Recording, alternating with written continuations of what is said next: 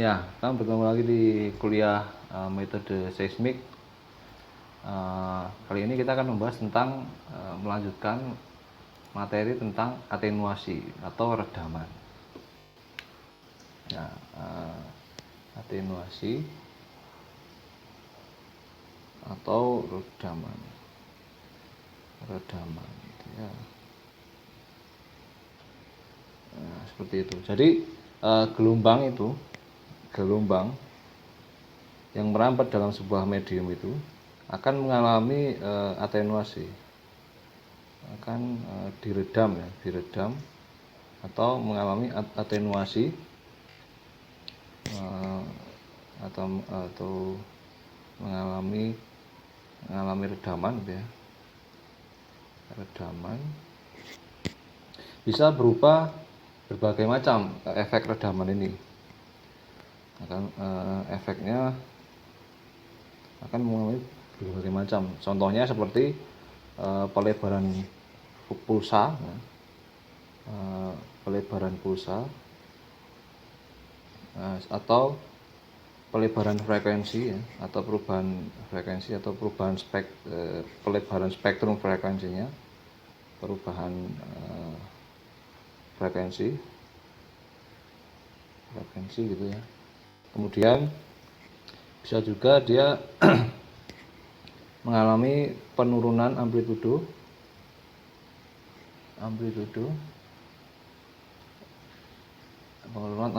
terus bisa juga setelah itu bisa juga mengalami pergeseran fase.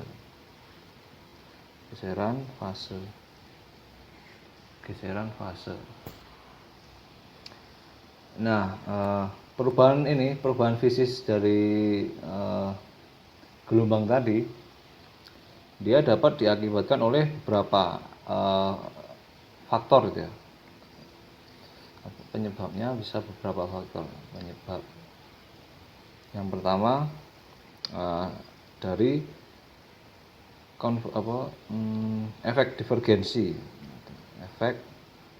divergensi atau spherical spreading atau geometrical spreading.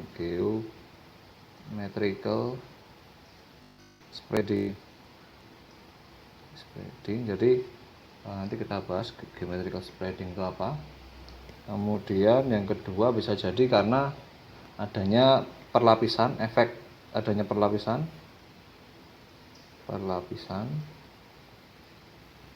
Kemudian bisa juga diakibatkan oleh adanya batuannya itu justru adalah batuan yang sifatnya mampu meredam getaran gitu ya, atau getaran dan gelombang. Jadi sifat fisis batuan yang punya dia bisa menyerap energi. Nah, sifat fisis batuannya sendiri. Fisis batuan yang dia bisa meredam gelombang. Nah, ini bisa jadi karena dia punya banyak rekahan gitu ya, karena ada rekahan gitu. Atau karena dia punya kandungan fluida, ada fluida di dalamnya, yang dia bisa meredam gelombang. Jadi kalau mungkin kita pernah bahas di seismologi ya, kalau gelombang es itu tidak bisa merambat di dalam fluida. Jadi kalau di gelombang es ada perambatan gelombang es yang dia melalui batuan yang punya kandungan fluida yang banyak gitu, maka dia gelombang itu akan teredam di situ. Nah, seperti itu. Nah, ukuran dari redaman itu dinyatakan dalam koefisien redaman. Redaman itu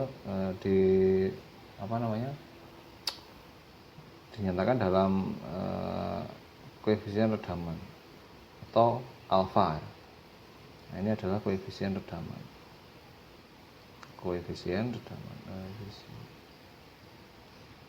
Redaman.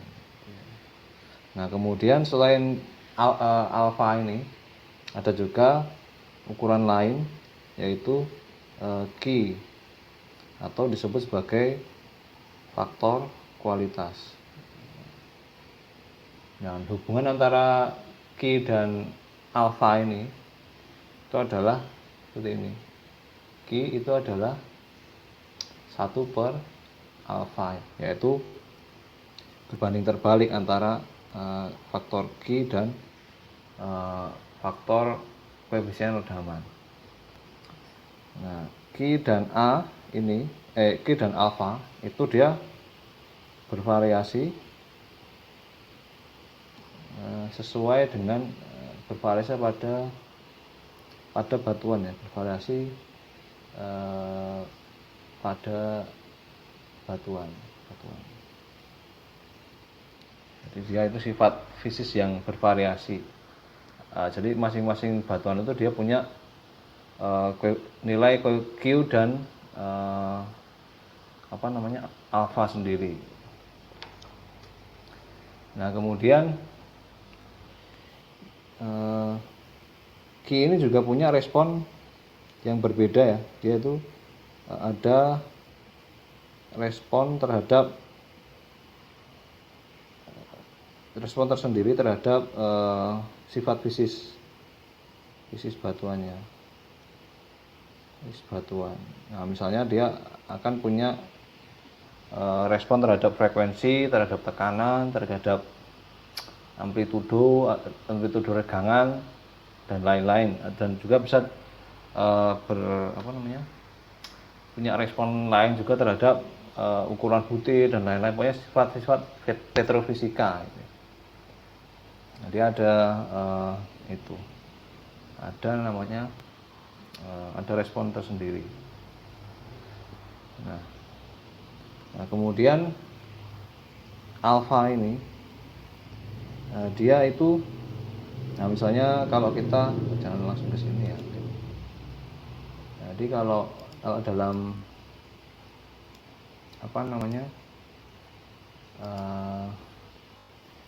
persamaan gelombang bidang gitu ya, A X, T ya, dalam domain frekuensi dan waktu, bukan frekuensi, domain jarak dan waktu, dia itu akan persamaan gelombang bidang itu kan seperti ini ya, dibuat dalam eksponensial gitu ya,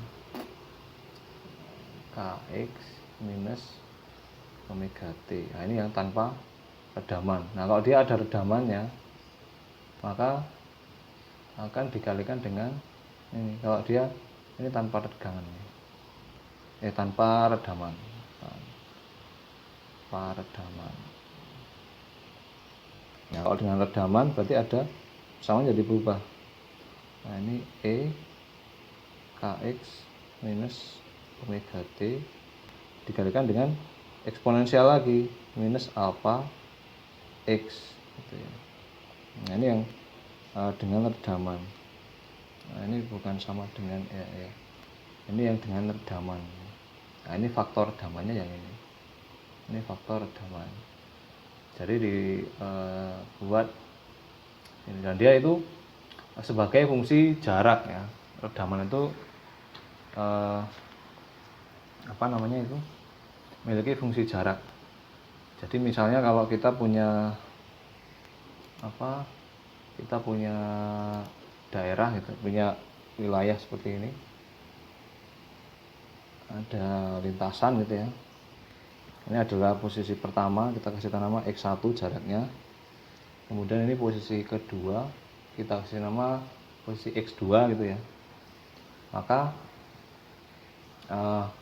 koefisien redaman, misalnya ada koefisien redaman di daerah ini, itu akan sama dengan 1/lambda, kan 20 log amplitudo di X1 dibagi dengan amplitudo di X2. Nah, ini akan kita dapatkan koefisien redaman di daerah tersebut. Nah, gitu. Nah, kemudian selain karena ada faktor redaman tadi ya, dia juga akan energinya itu, energi gelombang itu akan hilang juga karena ada geometrical spreading ya. Nah, ini ada juga hilangnya energi akibat geometrical spreading.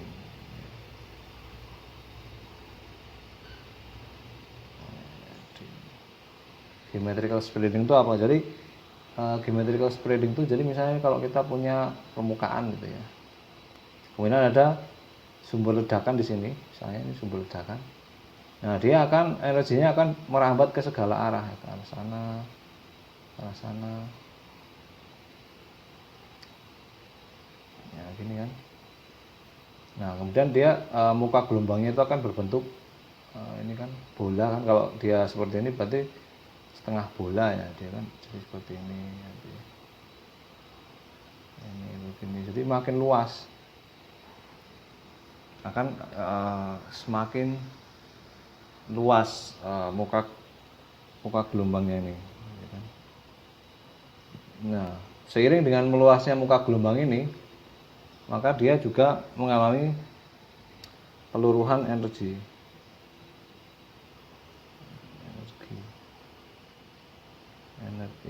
ya, peluruhan energi. Jadi dia ada faktor R-nya. Biasanya kalau geometrical spreading itu dia faktornya adalah 1/R. Jadi kalau makin dia jauh atau radiusnya semakin besar, maka energi itu akan berkurang sebesar tinggal 1/R gitu.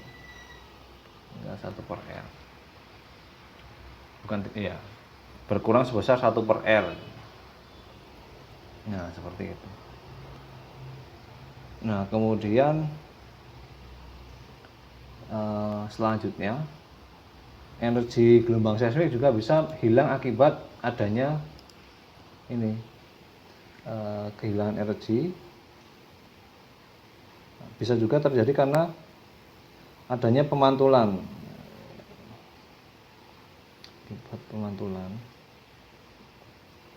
Jadi misalnya kita gambarkan ya, jadi ini misalnya di permukaan gitu, ini adalah batas lapisan. Nah, dia di sini punya densitas 1, kecepatan 1, ini punya densitas 2, kecepatan 2. Jadi misalnya ketika ada gelombang atau ya gelombang seismik yang merambat ke bawah, nah dia akan mengalami pemantulan dan pembiasan. Jadi ada yang dipantulkan dan ada yang diteruskan gitu ya. Yang dipantulkan misalnya ini ada seperti ini. Jadi ini yang dipantulkan, jangan seperti itu ya, kita ganti ya irisan. Nah, misalnya seperti ini dipantulkan, gitu kan? Nah, ini punya sudut yang sama ya. I1 atau θ1, ini juga θ1. Nah, nanti juga di bawah sini dia akan ditransmisikan atau dibiaskan, atau lebih kita sebutnya adalah transmisikan. Kemudian adalah θ2 gitu ya. Nah, di sini nanti ketika dia gelombang yang datang ini, kalau kita misalkan jumlah energinya itu 1 ya, E-nya itu sama dengan 1. Nah, maka nanti ketika dia dipantulkan dan dibiaskan, energinya juga akan terpisah. Nah, misalnya kalau dia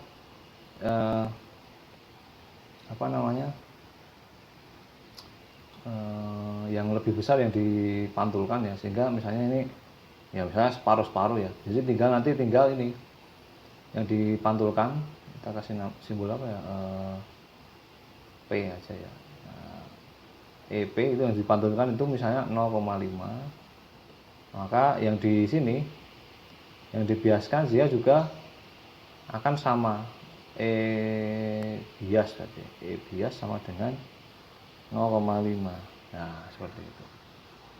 Tapi bisa juga nanti pokoknya jumlahan dari ini jumlahan energi yang terpantulkan dan terbiaskan itu akan sama dengan jumlah energi pada saat dia tadi dia datang ke sini. Jadi energi gelombang datangnya atau ya energi ya gelombang datangnya gitu. Nah, kalau dalam seismik pantul ya yang kita itu maka energi gelombang yang terpantulkan itu bisa diperkirakan atau dia itu akan setara dengan ini koefisien refleksi. Dia akan setara dengan koefisien refleksi. Jadi koefisien refleksi itu adalah ini. Jadi mungkin sebelum masuk ke koefisien refleksi kita perlu kenal dulu AI ya. Jadi koefisien refleksi itu adalah perkalian antara ini AI 2 kurangi AI 1 kemudian dibagi dengan AI 2 plus AI 1, di mana AI 1 itu adalah perkalian densitas 1 dengan kecepatan lapisan 1. Kemudian AI 1 ya. AI 2 adalah perkalian densitas di lapisan 2 dengan kecepatan lapisan 2. Jadi AI itu adalah acoustic impedance atau ya acoustic impedance ya, atau impedansi akustik apa bahasa Indonesia? Aduh, salah. Kita hapus ya. Atau impedansi akustik. Impedansi akustik. Nah, impedansi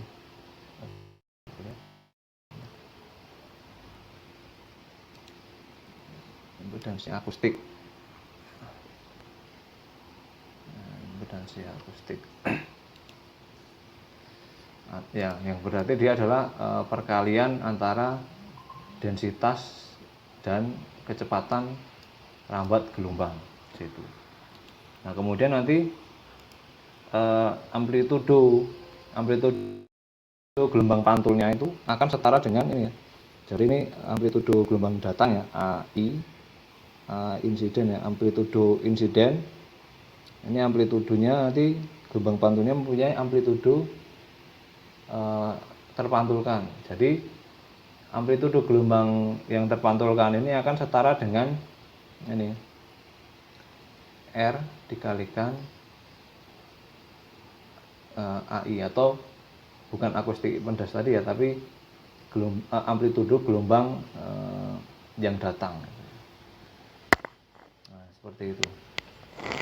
Nah, nanti koefisien refleksi ini R ini akan punya nilai yang rentangnya itu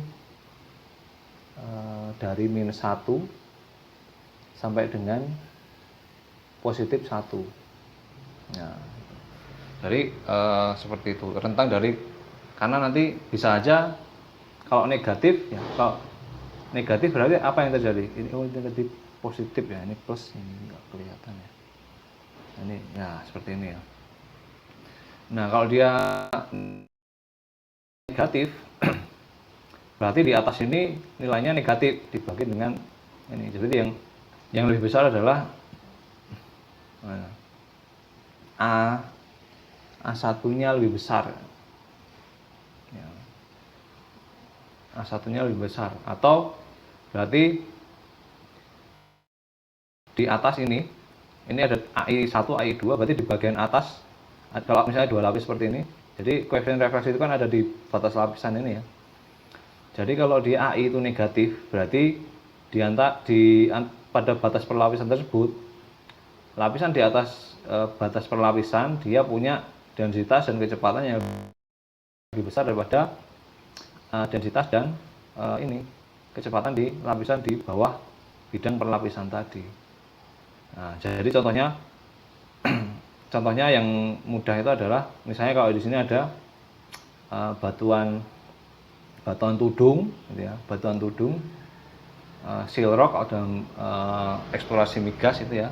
Berarti ini ada seal, kemudian di bawahnya ada batuan batu pasir yang terisi oleh gas misalnya, sehingga dia punya densitas yang lebih kecil dan kecepatan rambat yang juga lebih kecil, sehingga nanti akan mendapatkan koefisien refleksi yang negatif.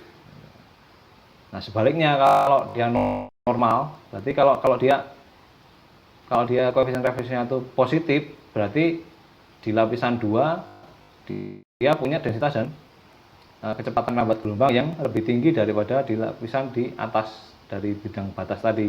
Nah, ini yang normal, ini model umum ya. Ini adalah model umum di mana asumsinya kan semakin ke bawah itu densitasnya makin besar gitu ya, dan juga kecepatan rambat gelombangnya makin besar. Nah, itu jadi kalau dia model normal gitu ya, model ya gradien densitas dan kecepatannya itu positif, ke bawah itu semakin besar, maka dia akan mendapatkan impedansi akustik yang, atau bukan impedansi akustik, akan mendapatkan koefisien refleksi yang positif. Nah ini nanti dalam ya mungkin setelah ini mungkin kita akan bahas lebih jauh pengaruh apa pentingnya koefisien refleksi ini dalam metode seismik, mungkin setelah pertemuan selanjutnya. Ya mungkin pertemuan hari ini saya cukupkan sekian. Kalau ada yang mau ditanyakan silakan ditanyakan langsung menghubungi saya.